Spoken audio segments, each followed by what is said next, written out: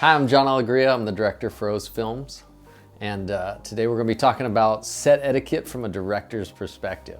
So I think this is pretty fun doing this kind of set etiquette series and these type of videos, just because it can be really daunting your first time coming onto a film set, whether it's YouTube to Union in Hollywood, things like that. And the set etiquette kind of ranges from shit show to really professional. Everything needs to be exactly the way it is, or else you're not going to be working very much. So one thing I like about us at O's Films is we try to blend the two. So we do so much YouTube work, but we really try to bring that professionalism from the top level A-list movie side and bring that into the YouTube world. For me, I started on the YouTube side, and working with Noah, working as O's Films kind of became O's Films. I started off from just the little jobs of PAing, different commercials that we would do, kind of worked my way up. So I kind of got to see a lot of the different jobs and kind of move through it. But like I said, I love that O's Films kind of blended that so that when I transitioned into more of the feature films and got onto the higher level production sets, I felt like it was just more of the same thing on a bigger scale, just because we always try to hold that professionalism and things like that. So it's also just being sensitive and being respectful, and I would say even appreciative for the opportunity to be there. When you're appreciative just to be on set and to be in this place where all these artists that have practiced their whole lives come together and they've dedicated their lives to this thing and they're all working together, just being there amongst them and being a part of that, having that appreciation just brings that respect factor for everybody on set. It doesn't matter their role or position. And I think that kind of helped me in becoming a director, just seeing all these positions and having respect for all of these positions and having done a lot of them on a smaller scale. But always trying to hold that professional caliber to what we were doing. So from a director's perspective on set etiquette, some things that I wish or I hope everybody kind of knows going on a set is really being conscious about what those actors are having to do in the scene. That scene and that story dictates everything else we're doing on set.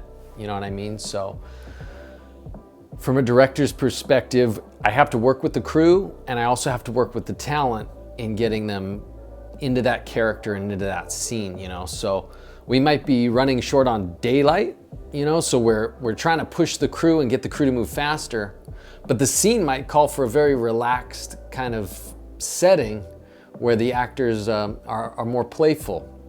So it's a balance between not letting the actors feel that stress of having to go, and keep that. And so, one of my things is, like I talk about, that just having that energy sensitivity to the scene and understanding what the scene is, so that you as a crew, if you have to interact with the actors or not, you kind of change up your pace and your tone to kind of reflect that relaxed setting, even though inside you're like, oh shit, I gotta move this light real quick. Because the DP needs this shot to go up real fast here, so it's just having that towards the actors. And then, for me, like I said, creating that artistic place and that setting and that scene, and creating the best scene possible. Everybody understanding what that scene is, like I said, knowing that you on the side, if that actor is in an intense scene and they're pouring their heart out, you're not standing off to the side on your phone kind of texting or scrolling through Instagram waiting for the director to call cut.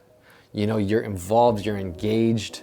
If you're gonna be there is what I kind of always say, because that actor's pouring their heart out, in the scene. Their mom just died, right? And they're just there, or their friend betrayed them and they don't know what to do, and their friend is sorry, but everything's going on. And then they look over in between takes and you're just like, It's just, imagine that person, imagine being in their position and pouring your heart out and just trying your best. And somebody else is just like so nonchalant about it. They don't even care. They're just waiting for lunch. You know, when's lunch? So just having that kind of sensitivity towards the scene, right? We're all there, no matter what job you have, to create the best scene possible, right? At the end of the day, you know, of course we all gotta get paid and we all have to pay our bills, but we're there for the art of it.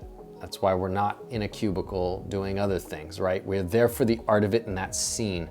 And so no matter what your job is, know what that scene is, know the tone of that scene, know what's going on, and try to emulate and add to that in your respective role as much as possible. How can I do my job, not try to overstep my job, but how do I do my job best as possible to make sure that scene comes out the best it can be? Let's kind of talk from a director's perspective about setting up the scene. So regardless of what job you are, this is kind of how it works on set, is once we start going into a scene, to set up for it, you know, we're gonna block and rehearse with the actors and talent. Okay, so we're gonna bring them onto set. We're gonna start walking them through rehearsing. And so I like to just give them a light guideline of what I think should happen and then see where they kind of take it from there. And that lets me know what they more instinctively do and where they instinctively go. And, you know, as during that time, while the actors are rehearsing and blocking, I feel like every other department needs to be there and needs to be watching so that they know what that scene is about to look like. Because again, it always goes back to that story and making the best scene possible. So ideally, every department is there watching what's going on in that scene, what these actors are doing, what it's about, and what the tone is. And how they're running it. So we'll rehearse, we'll maybe tweak them a little bit, we'll kind of guide them into something that I feel feels authentic and feels really good. And then we'll send them to like hair and makeup and wardrobe. From there, that's when the other crews get to kind of step in. So we'll talk with the DP, start looking at what kind of shots we want at each different place. You know, so we'll go, okay, they're gonna step here. Let's, you know, light it for this. I definitely want to single on this. This is a big moment here. I definitely want to catch that. What are the inserts we need? What is this? What is that? And the DP can then go and talk to his, you know, gaffers and different guys and start lighting the first shots. What are the first shots that we're going to get up, right? And how are we going to light that first shot? But from there, as we've already walked through the scene, we know the different setups that we're going to have, and we're going to kind of talk through that prior. Before bringing the actors back. So when the actors get back, then we can start going, all right, we're gonna run the scene up to this point. And that's what we've kind of lit for and prepared for. And then the actors already know the entire scene of how it's gonna kind of run through. And then they just run through their pieces up until the certain point that we're shooting. And just the way that it runs that way is just feels very smooth, you know, ideally. And it just lets everybody be on the same page about what's going on. So I work with one guy that was in the industry for years, and he was a boom op and an audio mixer. And he didn't just do his job of holding that boom there, you know, he did that, but over the years, he also studied, he went, okay, what kind of lens is on that camera? Because then I really know the framing and I know how close I can get my boom to that point. And let me learn the lighting, because now I know where the light's gonna be coming from where I don't cast a boom shadow. And man, the way he talked, I mean, he knew more than a lot of, you know, DPs out there, just in terms of lenses, what kind of lens we're gonna use for this shot, what kind of lighting, where are we gonna light, just because he's done it and he's shot these type of scenes so many times. And that's the difference between a guy going through, you know, 30 years in the industry, just holding the pole and finding where that framing is, and really taking an art to his craft and learning the big picture of all of it, and really going above and beyond to that next step. And that's definitely what keeps you hired and puts you above anybody else. As a director, it's your job to handle the energy on that set, right? So from the crew, managing the crew's expectations, managing the actors' expectations, and just controlling that environment to make it what you need it to be. you know, and I always talk about that. There's always money involved, you know, and time. How much money do we have? How much time do we have?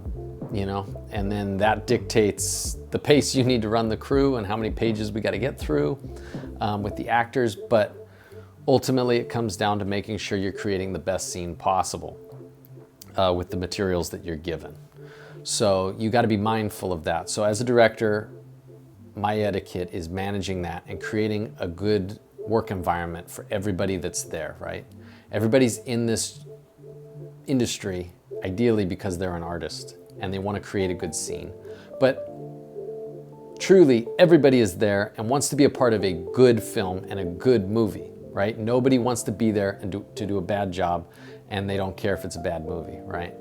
Everybody wants to be a part of a good movie. So I go into it with that understanding that these actors want to do their best. They want to look their best on camera. Nobody wants to do a bad job.